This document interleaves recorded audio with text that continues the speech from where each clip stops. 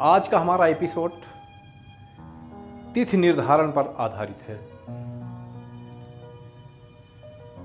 दिवस या तारीख का निर्धारण। तिथि निर्धारण में बहुत से लोगों के मन में कन्फ्यूजन बनता है। कुछ लोग बोलते हैं अंतर्राष्ट्रीय तिथि रेखा के पूर्व की ओर जाने पर एक दिन घट जाता है और इस रेखा के पश्चिम में आने पर एक दिन बढ़ जाता है।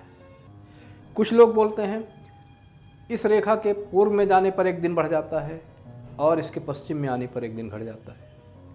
मतलब एक तरह की भ्रांति बनी रहती है लोगों के मन में।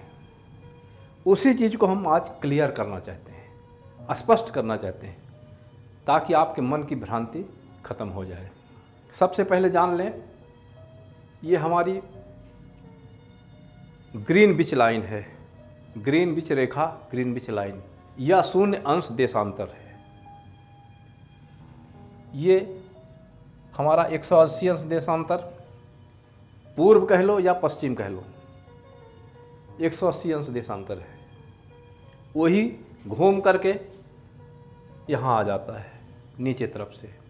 इस तरह से अगर हम देखें संपूर्ण पृथ्वी को ग्रीनविच लाइन से होकर के अगर 180 अंश देशांतर की ओर इस पृथ्वी को दो भागों में बांट दिया जाए या काट दिया जाए तो इसके दो गोलार्ध बन जाएंगे।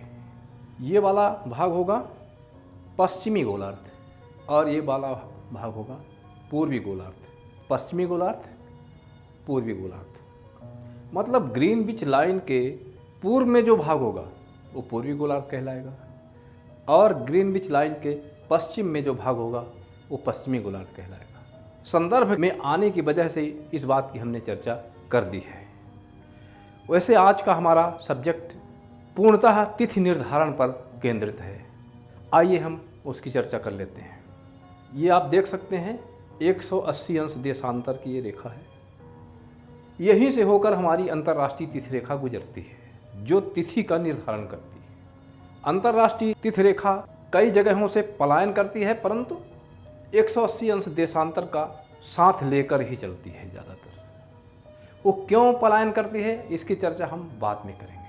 अभी हम तिथि का निर्धारण इस विषय पर चर्चा कर लेते हैं। 180 अंश देशांतर जो ये दिख रहा है, इसी को हम चलिए मान लेते हैं कि यहीं से अंतर्राष्ट्रीय तिथि रेखा गुजरती है। अब तिथि परिवर्तन होता कैसे है ये देखना है हमें।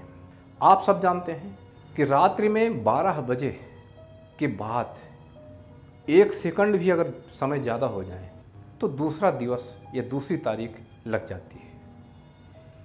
इसी पर हम कल्पना करते हैं अंतर्राष्ट्रीय तिथि रेखा पर समय 12:01 है। अंतर्राष्ट्रीय तिथि रेखा पर समय 12:01 है। इस समय क्या होगा? अगर पहले यहाँ पर सोमवार होगा, अगर 12 बजे रात्रि में अगर सोमवार होगा तो जैसे ही 12:01 होंगे या 1 सेकंड भी हो जाएंगे तो यहाँ अंतर्राष्ट्रीय तिथि रेखा से दिवस बदल जाएगा, नया दिवस का प्रारंभ हो जाएगा। यानी यहाँ मंगलवार हो जाएगा, दूसरा दिवस लग जाएगा।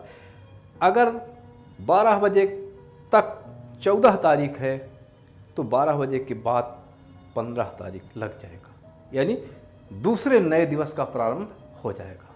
इसके बारे में थोड़ा सा और भी कुछ बातें समझने लायक हैं जिसकी चर्चा हम कर लेते हैं। जब नया दिवस लगता है, वैसे आप जानते हैं कि एक दिवस की लंबाई 24 घंटे होती है,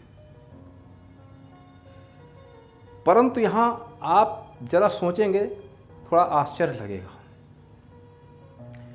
माना कि 180 अंश देशांतर पर नए दिवस का प्रारंभ हो चुका है और धीरे धीरे समय बदल रहा है।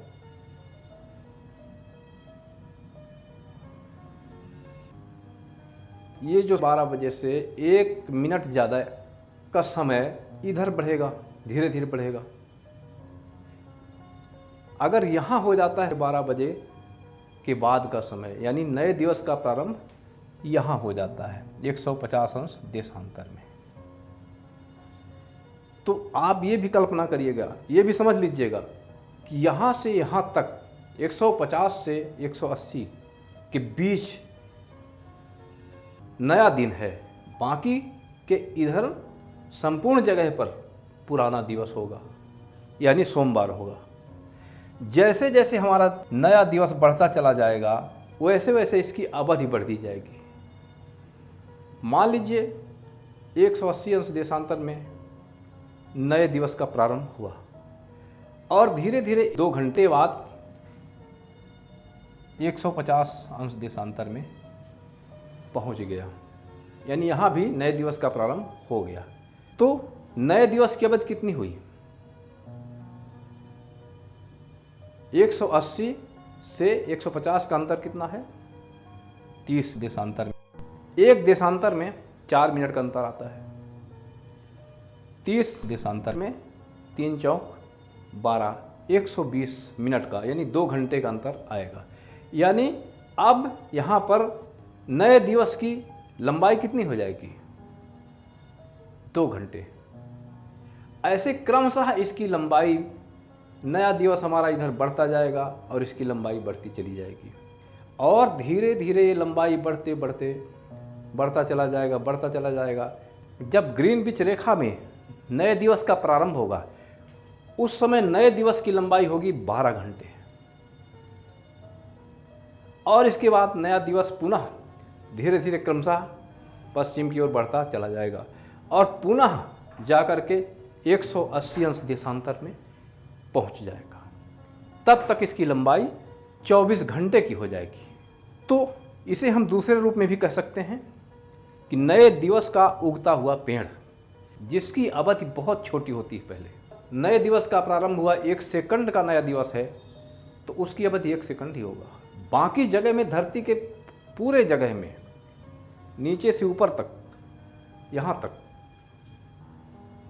पुराना दिवस होगा, सोमवार होगा।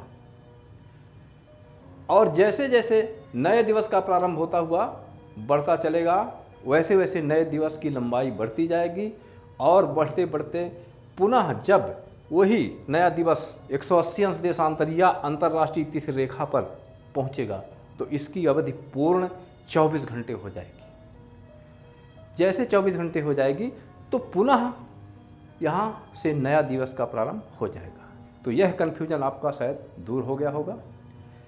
अब अपन चर्चा कर लेते हैं कि इस रेखा को पार करने पर तिथियों पर क्या प्रभाव पड़ता है। जैसा कि हम लोगों ने भी समझा, पढ़ा, तिथि का प्रारंभ होता है अंतर्राष्ट्रीय तिथि रेखा यानी 180 अंश देशांतर पर। नए दिवस का प्रारंभ 180 अंश देशांतर से ही होता है। तो क्लियर है कि इस रेखा से पूर्व की ओर पुराना दिन होगा। माना कि यहाँ सोमवार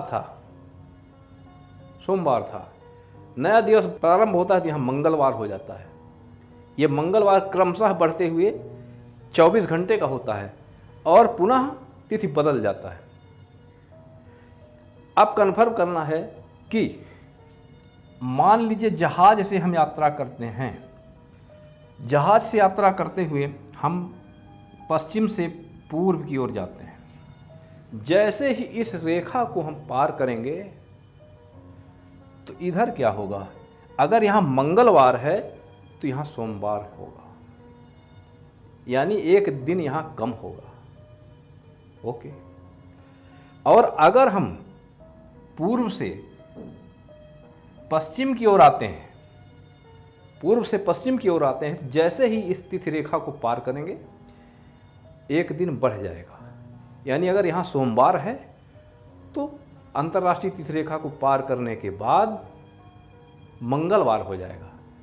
लेकिन ध्यान रखें, मंगलवार वहीं तक होगा जहाँ तक नया दिवस का प्रारंभ हो गया होगा। मान लीजिए 90 अंश देशांतर तक नया दिवस लग चुका है तो मंगलवार यहीं तक रहेगा। इधर जैसे आप अगर कोई वायुयान से आप यात्रा करते हैं बहुत तीव्र गति से और 90 अंश देशांतर को आप क्रॉस कर जाते हैं तो यहाँ पुनः सोमवार हो जाएगा। ये समझने की बात है, गहराई की बात है। तो इस भ्रांति को आप दूर जरूर कर लें। ऐसा नहीं होगा कि जैसे ही हम अंतर्राष्ट्रीय तिथि रेखा को पार करते हुए पश्चिम की ओर बढ़ते हैं तो यहाँ मंगलवार हो गया और पूर्णतः यहाँ जितना भी हम चलते जाएंगे मंगलवार ही होगा, ऐसा नहीं होगा। मंगलवार वहीं तक होगा जहाँ तक नए दिवस का प्रारंभ हो चुका होगा। इतना आपको ध्यान रखने की जरूरत है। बाकी जगह में पृथ्वी के चारों तरफ सोमवार ही होगा और जब नया दिवस बढ़ते बढ़ते 24 घंटे का हो जाएगा तो संपूर्ण पृथ्वी में ये नया दिवस छा जाएगा। इसकी लंबाई 24 घंटे की हो जाएगी।